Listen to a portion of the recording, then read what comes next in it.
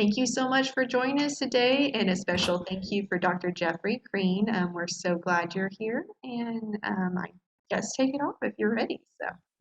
Very good. So today we will be covering the portion of the book on China and Africa, on China's involvement in Africa, what it means for Africa, what it means for China, and what it means for us in the United States. We'll talk about China's recent involvement in Africa, China's historical involvement in Africa, going back first to the 1950s and 1960s and 1970s, how what they do today differs, what is new about it, and again, what it means for Africa and the United States. As you can see here from this is from a Chinese state visit of the Chinese leader Xi Jinping to Africa a few years ago, where he is being greeted by the people with flags of the the People's Republic of China. Now, okay, first I'm going to look at Africa as a whole in 2021. But this is from 2020. So it's Africa in the present day. Furthermore, then we'll go backward into China's involvement in Africa during the Cold War between the mid-1950s and the mid-1970s, when China was America's adversary and was later on also the Soviets' adversary, even though they were both communists, that they were both kind of against each other. And then we'll look at China's recent different involvement in Africa as a kind of capitalist authoritarian economy. We'll look at its military involvement, how it has set up its first foreign military base in Africa, and the impact of that. And then we'll look at what the Africans think of China's involvement, what Africans think of this, what they think of the US, what their view is, because they ultimately are the ones who matter, that the Chinese are not forcing themselves on the nations on Africa's continent, and they are being and they are very much involved in this they view it as a partnership. We view it as a potentially predatory relationship, but we'll see what the Africans' view of Chinese involvement is. Now, first, it's important to understand that Africa is not a country. It is a continent made up of over 50 countries, and it is quite large, both in terms of population and in terms of area. We'll look at that in a second about how large it is in terms of area and why we often tend to underestimate the size of Africa. Now, Africa, it has 1.3 billion people, significantly more than it had 50 or 100 years ago. And furthermore, its share of the population has grown. So it's grown from about a third of its population in 1980, about 500 million, to 800 million 20 years later in the year 2000, to 1.34 billion today. So the population is increasing very rapidly, and it's estimated over the next 30 years that it will double to 2.5 billion and be a quarter of the human population. That by then there will be 10 billion people on the planet, and 2.5 billion of them will be in Africa. So not only is Africa's population growing, its share of global population is growing, and its economic share is growing, admittedly from a very small beginning, where its total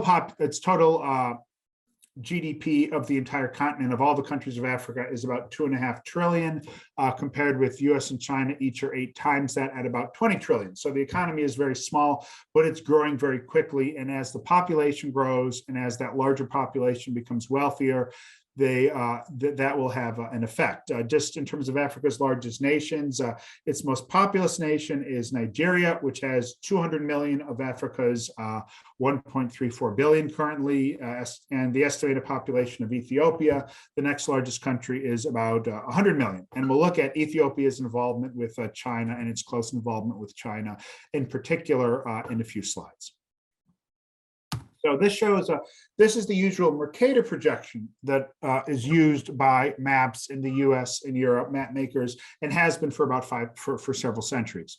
It does our kind of middle latitudes in both the northern and southern hemisphere very accurately and proportionately, but it blows up the poles. So it makes Greenland look as big as Canada, which it really isn't. It's much, much smaller. It makes Alaska look as big as half the United States, which it is not. And it makes Africa in the middle of the, around the equatorial regions look much smaller than it is. As best we can tell here, it makes Africa look smaller than North America. And that is not the case, as we will see with a more equal area projection, which shows, which distorts the shapes of the continents, but shows them more in terms of their actual square mileage. We'll get to that next. So here we see an equal area projection where Africa is now the second largest continent in terms of area next to Asia. It dwarfs Europe in terms of size.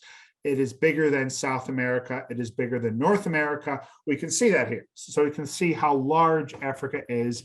And to illustrate how large Africa is, and this is a common thing in, say, African history or African politics courses, we will see how many other countries and continents you can fit inside of Africa. So we'll do that here. So we'll see we can fit the US, China, India, Eastern Europe, most of Western Europe, and Japan inside of Africa, with the United Kingdom and the British Isles fitting in from Madagascar. So we can see Africa is much bigger than China, much bigger than India, much bigger than all of Europe. So you can fit all of Europe in kind of West and Northwest Africa, as you can see up there. And the United States can fit entirely in one corner of Africa. So Africa is a very, very large place, which helps explain why it has a large population and why that large population is able to grow so much. And so this illustrates the importance of Africa, past, present, and especially future. Now, during the Cold War, the Chinese were very poor. They were one of the poorest nations in the world. They could not do much in terms of economic aid, but they tried to bring about communist insurgencies in Africa. Mostly this didn't help them. The groups would take their money and listen to their speeches about Mao and Mao Zedong thought and all that, and then kind of go their own way. And that would happen a lot, where they won't get a lot of bang for the buck. The one place where they did have an effect was Zimbabwe, where their client in Zimbabwe, Robert Mugabe, ended up becoming the leader of an independent Zimbabwe in taking over what had been Rhodesia and renaming it and taking it over in 1980. And he is dead, but his successors are ruling it. So that was the one place where Maoists had success. But in general, that was a waste of time and money and arms and training and so forth. They did do economic aid and development projects, as the US did, as the Soviets did. They did it on a smaller scale, but where they did it quite well.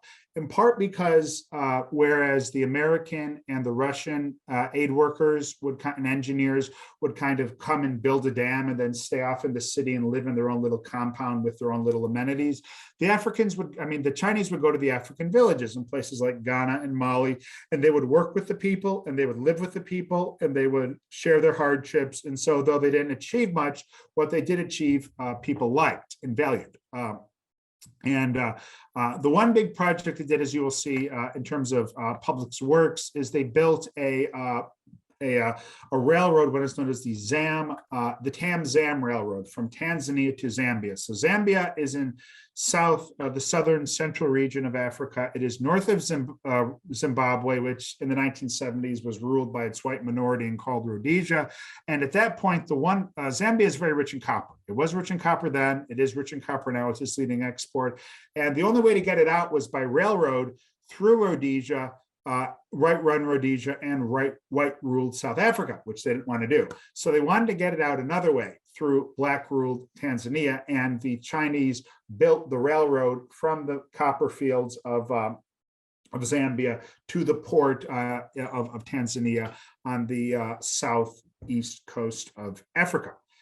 They spent a lot of money doing it. It was over budget and not on time, but they ended up doing it, building the railroad. It was very difficult to do and cost them money the Chinese didn't have. At this time, their railroad network in China wasn't very good. So, they're being very generous, and we'll see how they reference that in terms of the present day, this reminder of what they did. By the way, while the the Chinese were building the railroad from Zambia to Tanzania. The US was building roads from Zambia to Tanzania to show our goodwill to those countries. And the Chinese were able to use some of those roads to carry in supplies to help build their railroads. Now, the Chinese, their in with Africa was that they were the greatest non-white power in the world, that the Soviets were white, the Americans were white, the Chinese were trying to become leaders of non-white peoples, as you will see here from some of the Chinese Maoist era propaganda from the 1960s. So you see here a North African Arab guerrilla, a Chinese worker, and an African unshackling his chains, leading against the evil American with his nuclear missile, and the American general looking suspiciously like Douglas MacArthur, who the Chinese had fought in Korea during the Korean War in the 1950s. So this idea of trying to unite and unite the various non-white post-colonial peoples to try to get their independence and to be independent not only politically but also economically. Here again, we see another image of that where you see an African ruler an African guerrilla, again, breaking his chains and fighting with a rifle in the foreground. Then you see on the left, you'll see a Vietnamese peasant warrior, representing the Vietnamese communists. You see others from South Asia, from Latin America, and so forth. So it's Africans leading the way in this kind of global struggle of non-white peoples. As you see here, resolutely support the anti-imperialist struggle of the people of Asia, Africa, and Latin America, and then that's reprinted in French and Spanish. So it shows the Chinese idea of leading worldwide revolution, or encouraging those who are leading it to do so. In reality, they do not get very far. I mentioned Zimbabwe is the notable exception, but by and large, they don't get very far with what they're doing. And I mentioned, of course, the health projects and the development projects. So this shows kind of the other side of it, the nonviolent side of Chinese involvement, where we see a Chinese nurse helping an African doctor and African child and an African mother out here. So it's, again, the Chinese assisting in a nonviolent way as well. So this is something else the Chinese would take part in. And this is China's leading diplomat, Zhou Enlai. He's the one in the suit the gray suit, the tannish gray suit on the left. And to his right is Haile Selassie, the leader of Ethiopia, which we'll talk about later. Ethiopia at this time was anti-communist. They were allied with the United States, but they often flirted with communist powers, especially with the Chinese. And here is Zhou Enlai in a tour he took of Africa in the early 1960s, a very successful tour. Later on, the Africans will kind of go their own way and not support the Chinese, and leaders who are friendly to the Chinese, including Haile Selassie, will often be overthrown in the end for entirely local reasons, but the Chinese will try at this time to gain a foothold in Africa. But in this period, it's a lot of effort for very little return. In fairness, the Americans and the Soviets will experience the same thing in Africa, where they will give money to African countries, economic development, military aid, and those allies will not often be as loyal as they expected. So this is a common experience for the Soviets and the Americans and the Chinese, although the Chinese can afford it a lot less than us or the Russians at this time.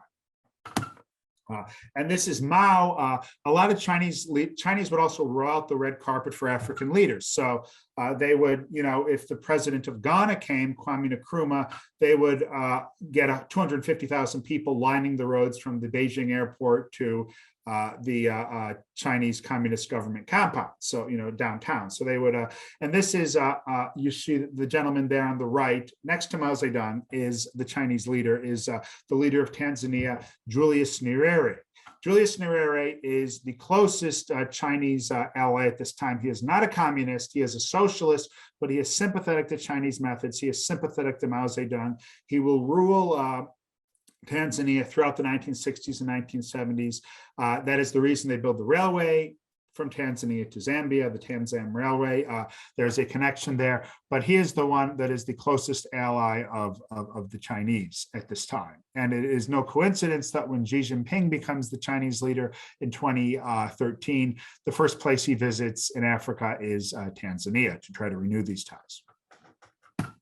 And that is this picture here. This is Xi Jinping, the current leader of China, with the current leader of Tanzania, walking down, being greeted by people and so forth. So, and he will reference the railway. He will say, like, we were here for you in the 60s and 70s, and we're here for your economic development now. So they're essentially renewing that relationship and trying to, refer to those old good memories from the earlier era in terms of renewing the ties, albeit with much more money and in a very different way.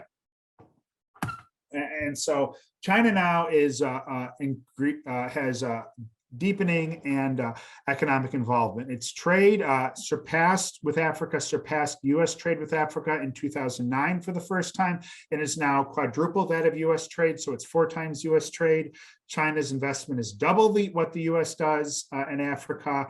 China is interested in Africa for raw materials. Basically, there are certain rare earth elements which are in your phones, which only come from certain parts of Eastern Congo. There's other sorts of minerals which the Chinese get from Africa that are very important. They also import oil from places like Angola, China is increasingly an increasing market for Chinese exports. They also will outsource factories from China to Africa. So, for instance, Ivanka Trump's shoe line used to be made in China, and it is currently made in Addis Ababa, Ethiopia. The Chinese she subcontracted to the Chinese, who then subcontracted to a shoe factory in Ethiopia, and that shows it as well. Another thing which shows the impact of China on Africa and Africa on China is what befell Jack Ma. One of the richest men in China, who's basically the Chinese Jeff Bezos. He runs Alibaba, which is China's leading e-commerce provider. Again, it's like the Chinese Amazon, hence my comparison of him to Jeff Bezos, except the Chinese government treats him a little differently than the American government has treated Jeff Bezos. Trump would complain about the coverage in the Washington Post, which Jeff Bezos owns, of his administration, the criticisms they gave him. They denied Amazon a cloud computing contract with the military that instead Microsoft got, but it is no way in comparison to the treatment of Jack Ma, where Jack Ma gave a speech. All he did was give a speech in China in October 2020, where he criticized China's state-owned banks in terms of their lending policies, that he needed they'd be more open with lending money to businesses like his so that they could make money and that they could grow the economy more. He accused Chinese banks of having a pawn shop mentality, of being too rigid with their strictures and not giving enough money to worthy enterprises like his own. Shortly thereafter, the Chinese canceled a new public offering by one of his companies on the Shanghai Stock Exchange. Then Jack Ma disappeared for several months from public view.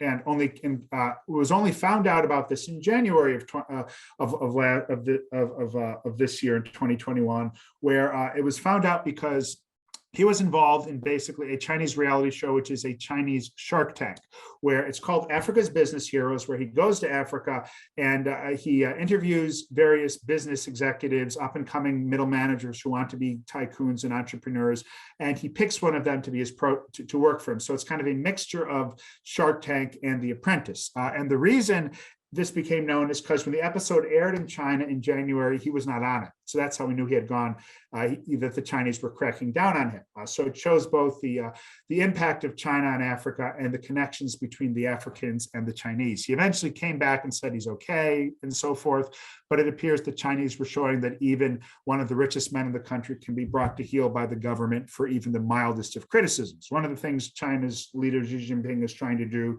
is remind the rich billionaires in China, of which there are many, that we made you and we can break you. But again, that's the connection of China to Africa, of how that is known. So the Chinese are investing in Africa, they're importing from Africa, they're also outsourcing low-skilled, low-wage factories to Africa, as I mentioned just now, to Ethiopia, to other countries in the region. And I mention Ethiopia because it's a very large country. It has 100 million people, but it is landlocked. It used to have ports in Eritrea, but Eritrea fought and won its independence in the early 1990s from Ethiopia. And you have Somalia bordering it, hemming it in, and you have Djibouti, which is a former French colony. So Djibouti is a former French colony. It is a large port. built by the French. Djibouti likes to remain on good terms with everybody. It remains on good terms with the French. It remains on good terms with the major power in the area now, the United States, and it remains on good terms with the up-and-coming power, the Chinese. So whereas Mao built the railroad from Zambia to Tanzania at considerable cost and of little value to the Chinese, the Chinese have built a railroad from Addis Ababa, the capital of Ethiopia, you can see here, to the capital of Djibouti. And so they built a 500-mile railroad, which now exports 90% of Ethiopia's exports now go through Djibouti, first by truck and then now by this railroad, which they built. This is the railroad. So this is the railroad from Addis Ababa to Djibouti City. You see it here. They built it over the last decade. This is the railroad itself. You see here, which the Chinese supplied the rail cars and supplied the tracks and so forth, and built the stations, the brand new stations. So this very much shows the Chinese effect. Of course, the Chinese aren't doing it for free. They are, they allowed the Ethiopians, they loaned the Ethiopians money to build it. And this leads to worries of this idea of economic colonialism, of giving these loans and what happens if they repossess those loans. And that is a worry the US has brought up. Obama's Secretary of State brought it up. Trump administration brought it up. The Biden administration has brought it up. This is something we continually bring up with them over that be careful what you take from them because they could repossess it. In the end, most of these loans are from the Chinese government, not from the Chinese private sector. It is 90% of them are from the Chinese government. They, again, the worry is when they build these ports, when they build this infrastructure, could repossess it or could, make these countries in hock to them in various ways, shapes, and forms, and dependent upon them. In reality, how what Mike Pompeo, Trump's Secretary of State, referred to as debt diplomacy, this idea that they will use the debt. This is him meeting with the leader of Ethiopia, trying to raise his concerns about this. As it happens, the Chinese are wary of trying to be too hard on these countries.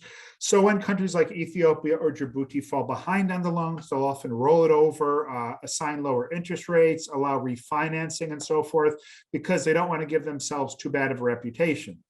So in the end, it is kind of a situation where when the loans are not paid on time, the Chinese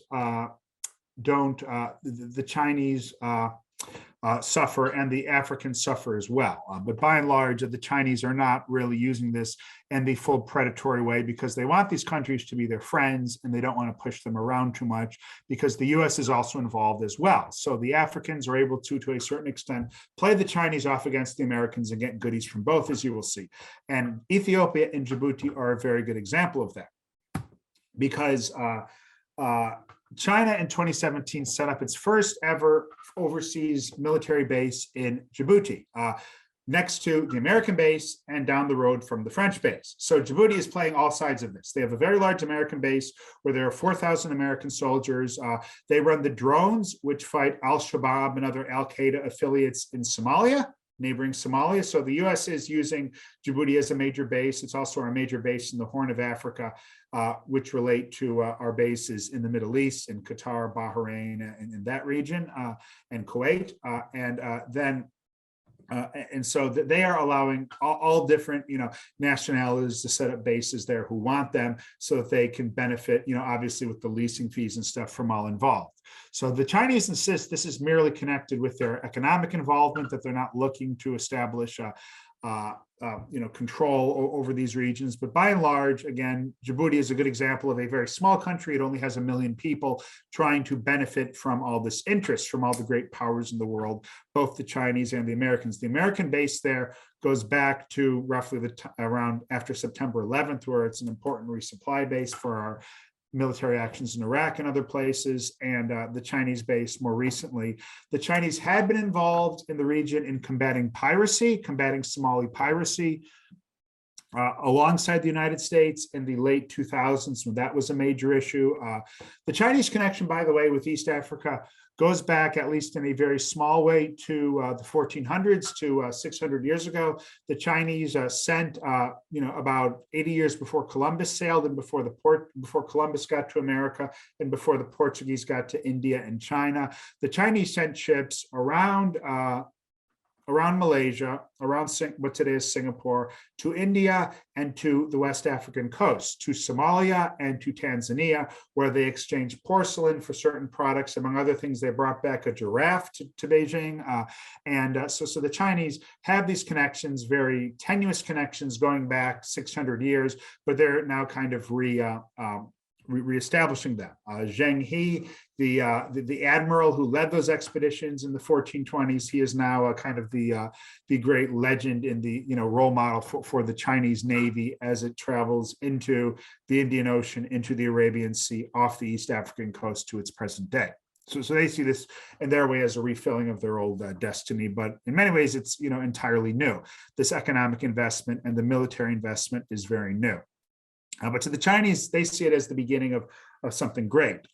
And this is reflected in the Chinese movie from a couple years ago, Wolf Warrior, which came out in 2017 and it's Wolf Warrior 2. So it's a sequel. It is the sequel was the most successful Chinese language film in Chinese history. It's the highest grossing film in China ever. Didn't do a lot of business overseas, but it's important to show how the Chinese conceive of Africa. Now, Wolf Warrior 2 centers around the gentleman up top, who is basically a Chinese Rambo. And like Rambo, the second movie, the sequel, did much better than the original. And in this sequel, he is a different sort of Chinese hero. Again, inspired by Rambo. He's kind of a former commando who fell on hard times and was out of the military and was kind of a disreputable figure. And then the government needs him back for a big mission. Again, the Rambo connection. And the government needs him back for a big mission off the coast of East Africa, in a country roughly based on Somalia today. So he goes to East Africa, where there are a Chinese doctor, the woman in the picture, is being held hostage by a European warlord who is there.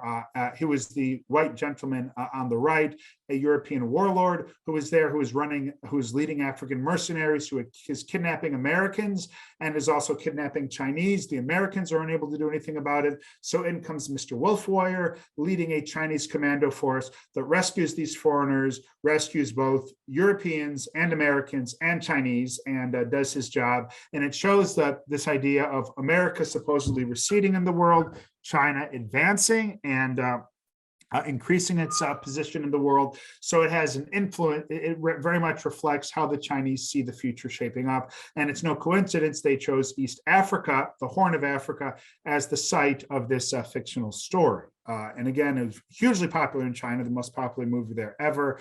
And it has seen as a reflection of China's new assertiveness in the world. For instance, its diplomats now, as they assert themselves overseas and are more aggressive in terms of pushing China's interests, have become known as wolf warrior diplomats. And many of them take on that label quite intentionally. So it reflects China's growing view as its sense in the world, its flexing of its muscles. And in this case, it's doing it in East Africa, in this fictional story. So that very much reflects where China is. Now, it's important to remember that China is not while in the past they tried to show themselves, the Chinese, as brothers, as non-white kindred of Black Africans, China is by no means free of race prejudice. During the Maoist period in the 1960s and 50s, a lot of African students came to China and frequently complained about the racial experiences they had there and the racism they experienced in China. Recent Chinese students have similar experiences in terms of living in China and the racial prejudices that exist in China. This is also reflected culturally in that the Chinese, when they portray Africans in their television shows, often still do it in blackface. A couple years ago, in a very popular Chinese variety show, they were doing a comedy skit, which they thought was complimentary to Africans, which was showing a Chinese economic worker with Africans and how they were all getting along and how he had an African wife and how, they were all friendly to each other. But the problem is all the people in the sketch were Chinese. So there were Chinese in the sketch and there were Chinese in African costumes with their faces painted black, trying to be Africans. And so this is the sort of thing that, would not fly on American television or on European television and did not go over well in Africa. So, and also did not go over well in certain aspects of Chinese social media. The Chinese young people realized something was amiss and they started on China's platforms, the Chinese version of Twitter and so forth, and on WeChat and things like that. They put out information about, basically saying this is messed up, this shouldn't be happening. And the Chinese show and the government defended it and basically said, stop criticizing us. They saw it as almost like a Chinese version of cancel culture. But nonetheless, it shows how the Chinese still have their own sort of racial prejudices and racial insensitivities dealing with Africa and Africans, both in Africa itself and in the Africans who come to China. Now, what are Africa's views of China's involvement? Now, they've done polls on this, and they've looked at it, and what they find is in countries where the Americans and the Chinese are involved, Africans favor the involvement of both of them. They have largely positive views of China, and they have largely positive views of the United States. And curiously, it's not either or. The people who are pro-China are more likely to be pro-US. The people who are more pro-US are more likely to be pro-China. The people who are anti-China in Africa are also more likely to be anti-US. So it's not a, you don't, Americans and Chinese would both like the Africans to choose sides. And the Africans are choosing both sides. They are choosing to benefit both from American involvement, American aid, American, involvement in terms of the help which began during the George W. Bush administration of, spending billions to combat the AIDS epidemic in Africa, which was very successful. They welcome American investment and American help with infrastructure and healthcare. They welcome the same from the Chinese. So they tend to welcome both, and they see this as a positive advantage. They don't do what the Chinese is doing. They don't view the Chinese actions as debt diplomacy or as means of trying to coerce them or exploit them.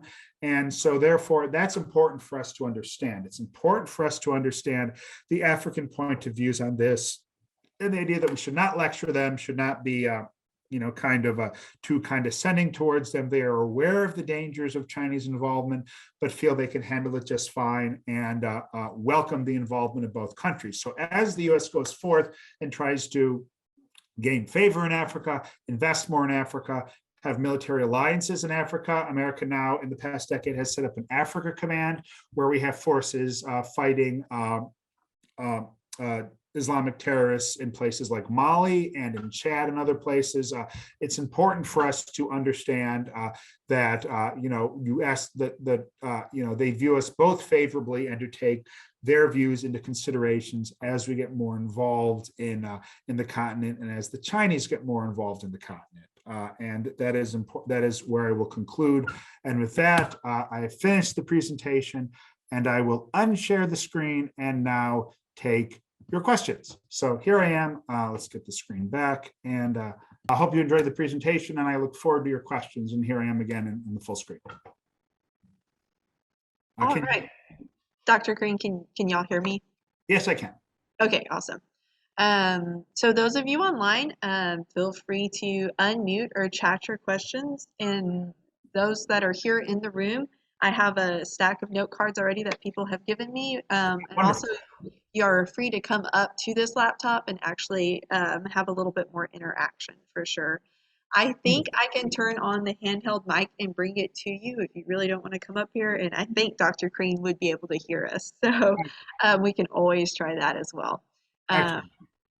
All right. Anybody online? Going to go ahead and put on my microphone so those in the room can hear me as well. Dr. Crean, I was telling everybody I have such a small squeaky voice, I don't even want to try to project all the way to the back of the room. So, okay, our first question.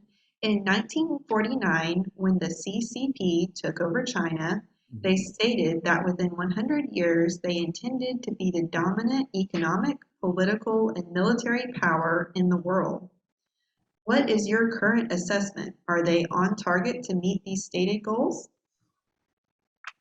Certainly economically, yes. So that's a very good question. Thank you for that. Economically, certainly, depending on how you measure it in terms of purchasing power, China has as large or slightly larger economy than the United States at this present point. They are, certainly very. But it's important to understand China's weaknesses. That China, while it has the same size economy as us, has quadruple our population. So it's per capita significantly poorer than the US. Furthermore, it is demographically even older than the US because of its one-child policy and its lower current birth rates, even after they've eliminated their policy. So China is certainly on track to be a superpower. The question is, in terms of dominance, is what they mean by dominance. So China historically has wanted to be what they call the Middle Kingdom, or what can be more accurately translated as the Central Kingdom, as a kingdom that, as a state that is, or an empire that is, that the world looks to as a leader in terms of civilization, economics, things like that. It does not necessarily mean they want military bases everywhere or to conquer people outside of the island of Taiwan, which had been part of China 130 years ago. So by and large, they're not looking to project power to the extent Americans fear, but they are looking to be the country people look towards as a leader. So I think to a certain degree, they're certainly much more on track than they were 20 or 40 years ago, certainly much more than at Mao's death, where their per capita income was 1/40th that as the US, as opposed to 1/4. So they used to be desperately poor. They've caught up faster than anyone, even they themselves, could have expected. As where that goes, that is, that is open to question, especially as its demographics change, as it becomes less competitive in terms of exports, as living standards increase, and it offshores its own industries, start offshoring. So we shall, it's hard to say where that goes from here. Certainly, China will face headwinds going into the future, economically, more so than it has in the past. Its growth has already started to slow down from like 10% annually 15 years ago to about 6 or 7% now. So we shall, see where that goes, is the best answer I can give. But certainly they are on much more on track than they would have been in the past. But thank you for the question. I see we have a quick chat question. Yeah, go for it. Okay, yes. Everyone but Ethiopia would be considered a former colony, and possibly Liberia, which was founded by the United States for former slaves to move to. So basically, nearly every country in Africa had been a colony for, roughly from the 1880s to the 1960s. Ethiopia was briefly conquered by Italy, but only for about 6 years, from 1935 to 1941.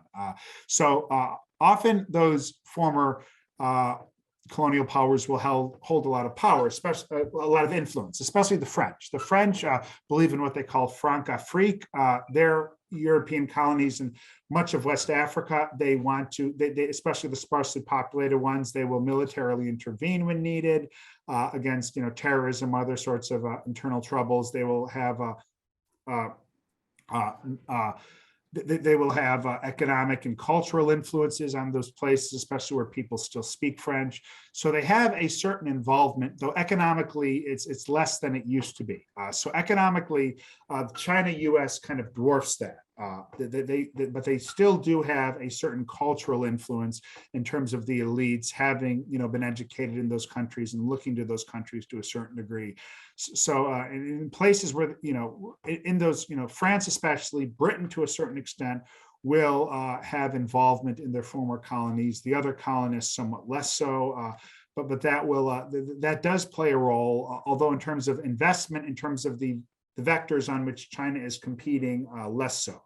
More so in the security aspects, because the US is more involved there and is allies of those countries. So the US will cooperate more on a military standpoint with those countries. What the Chinese are doing is kind of a different level entirely. But thank you for that question, Lewis. So I guess we'll go back to the room now. Yes. Okay. So what are the opportunities for commercial or manufacturing development in Africa? So in terms of, as infrastructure improves, in terms of low-wage production, textiles and stuff, the growth is very large in terms of that for export, especially to Europe. So that is there's very much a growth market there. In terms of mining, that has already been that already is being extended, and that is fairly extensive in terms of its development. So there is opportunities there for both U.S. and Chinese companies and for Africans themselves. So I see that developing significantly in the future, especially over the next 30 years. In terms of specific U.S. companies, it's hard to say given the sort of low-wage labor that African, I mean, you can see it in terms of, shoes or Nike or things like that, but in terms of the more high wage and technological companies, less of a market, less of an opportunity for offshoring, at least at the present time. All right, thank you. So the next question was, the Chinese military have established their first overseas military base in the Horn of Africa. Do you anticipate them establishing additional bases in Africa? Probably not for the time being, given their limited capacity. Their Navy still is getting used to sending its ships that far away. So I don't see that happening. I would see them establishing bases in places like Sri Lanka and Pakistan along the way to Africa, what they call the string of pearls around that region. They would establish bases in that part, transits along the way to Africa before they would do additional ones in Africa. I don't see, the Djibouti coming down the Red Sea off the Suez Canal is a strategic location. They may at some point want to establish a base in the distant future in Tanzania, their old ally there, their old partner there. But by and large, I see them more likely to establish bases in South Asia, around Pakistan, India, Burma, Malaysia. That's more where their interest is in terms of sea lanes than at other places in Africa for the time being. They really don't use the Djibouti base that much, so they'd have to find that more useful and get their Navy to have more of a open water capacity before they feel the need for trying to establish more bases. All right, we have one more written question. It's kind of a statement at first, and then it goes into a question. Excellent. Okay, so China funds infrastructure projects in Africa and South America. Then countries are unable to repay loans. Yes. China then takes control of the infrastructure and owns rail systems and ports. And here's the question. Are there cases of nations repaying loans and remaining in control? Yes, very good question. There are, the case of the opposite is Sri Lanka, where their government signed a very unadvantageous agreement for a port with the Chinese company and were unable to repay the loan, and the Chinese took a 99-year lease on it. The problem was, of course, it's a political situation, so that ruler became very unpopular, and now Sri Lanka is undoing that. So that shows the difficulties of them repossessing this infrastructure, because it causes the countries to hate them. So it's better for the Chinese to have these countries like them than to cause bad will by reclaiming the infrastructure. So generally, the countries do pay back the loans. And as I said in the presentation, if they get behind on payments, the Chinese will restructure it. The Chinese are used to that domestically in the sense that the state-owned enterprises of China have trillions of dollars in non-performing loans currently, and the government has a way of forgiving or rolling over those loans. So they'd be likely to do the same in these foreign projects, rather than use that in a predatory sort of way, because that would cause ill will. But essentially, China wants to be liked more than it needs these railroads for for their own economic benefit, because they're doing this to try to foster goodwill in these countries. So generally, they'll be more willing to take a hit or a haircut on the loan than to to actually take the infrastructure. And that's important to understand. Though what they want is influence in these countries. Another thing I forgot to mention is one of the reasons China is able to get involved in these countries is because, unlike the United States, they will look the other way at human rights abuses and at corruption. So they will, they have more no strings attached loans than the US, which has certain laws about corrupt business practices and so forth, which limit the ability of U.S. companies to engage in certain unsavory countries and dissuade the U.S. government from doing so. The Chinese are doing this in part to get friends, and you don't get friends by doing, I guess, what Jack Ma referred to as a pawn shop mentality, where you repossess things and so forth. So in the short term, I don't see that as much of an issue, if only because trying to be too assertive by the Chinese on that matter will surely backfire, and that is something they're well aware of. And the amount of money China is spending in Africa is a drop in the bucket compared to its own domestic investment and the own outstanding loans and in domestic spheres. So it's not as if the Chinese need the money, so to speak. For instance, China just had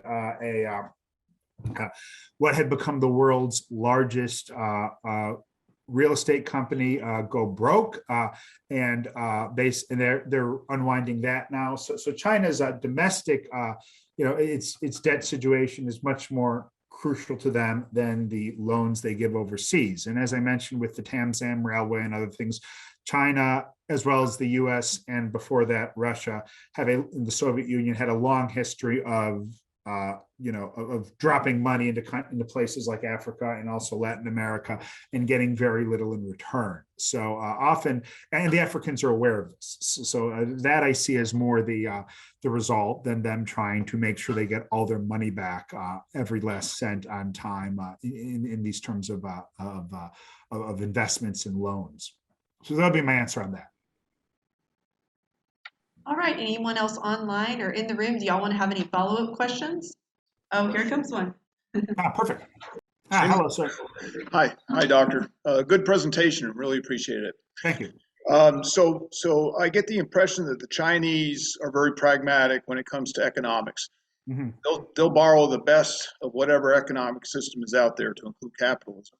Mm. So in China, in Africa's case, would you say that they're practicing a form of mercantilism, in that they're taking the raw materials, yes, and exporting manufactured goods back to Africa? And my second question is do the Chinese bring in their own labor force for these infrastructure projects or not? Yes, very good question. Both of them. First, yes, China is very explicitly mercantilist. This is why it runs large trade surpluses with the US and so forth, and hoards lots of amounts of foreign currency. So their approach is very self-evidently mercantilist in Africa and in general throughout the rest of the world. So that is an important point to make, and I'm glad you brought that up. Secondly, your second point, which was about labor. Yes, okay. So labor, they will bring in their own managers and engineers. So there will be thousands of Chinese working in Africa, though in terms of the manual labor, they try to rely as much on locals as they can, because originally they would just bring all their own labor, and the Africans objected to this. So, because one of the arguments the Chinese make for their presence in Africa is they provide jobs. So bringing in all their own labor kind of defeats the whole purpose of it in terms of the diplomacy aspect. So they'll bring in engineers and supervisors, but try to create jobs locally. Granted, the engineers and supervisors will often get in fights with the local labor and disputes over working conditions and so forth. So that can create its own sorts of frictions. So that is important to keep in mind in this regard as well. And as for your first point about them being pragmatic, that has been the case certainly since Deng Xiaoping in the 1980s, who famously said, it does not matter if a mouse is black or white as long as it catches mice. It does not matter. In other words, I will import capitalist ideas as long as they make us rich. We'll do what works. What he referred to as feeling your way along the stones when you cross a creek. You make it up as you go along. More recently, in the last 5 years, under its current leader, Xi Jinping, it has started to move away from that, as evidenced by their punishment punishment of Jack Ma and other billionaires and their curbing of the power of local celebrities and so forth. Because traditionally the Chinese view was, we will allow people to get rich and reduce government power slightly in order to benefit the economy. Now the Chinese are going somewhat the other way in the trade-off, where they're willing to assert state control over their own people, even if it costs them economic growth.